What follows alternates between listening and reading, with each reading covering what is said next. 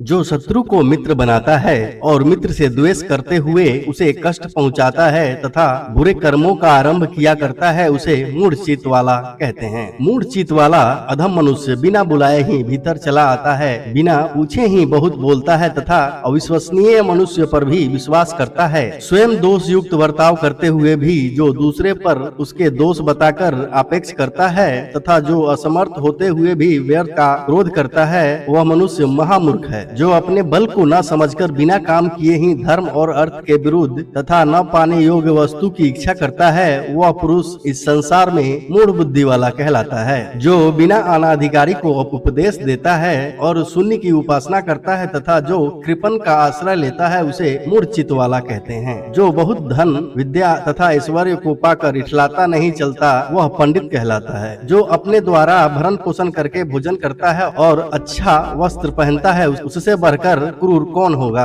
मनुष्य अकेला पाप करता है और बहुत से लोग उससे मौज उड़ाते हैं। मौज उड़ाने वाले तो छूट जाते हैं पर उसका कर्ता ही दोष का भागी होता है। किसी धनुर्धर वीर के द्वारा छोड़ा हुआ वाण संभव है एक को भी मारे या ना मारे, मगर बुद्धि द्वारा प्रयुक्त की हुई बुद्धि राजा के साथ साथ संपूर्ण राष्ट्र का विनाश कर सकती है। एक बुद्धि से दो कर्तव्य और अकर्तव्य का निश्चय करके 4 साम दाम भेद दंड से 3 शत्रु मित्र तथा उदासीन को वश में कीजिए। 5 इंद्रियों को जीतकर 6 संधि विग्रह यान आसन द्वेधि भाव और समाश्रय रूप गुणों को जानकर तथा 7 स्त्री जुआ मृगया मद कठोर वचन दंड की कठोरता और अन्याय से धन का पार्जन को छोड़कर सुखी हो जाएं। एक का ही वध होता है किंतु मंत्र का फूटना राष्ट्र और प्रजा के साथ ही राजा का भी विनाश कर डालता है। अकेले स्वादिष्ट भोजन न करें, अकेले किसी विषय का निश्चय न करें, अकेले रास्ता न चलें और बहुत से लोग सोए हों तो उनमें अकेला न जागता रहें। जैसे समुद्र के पास जाने के लिए नाव ही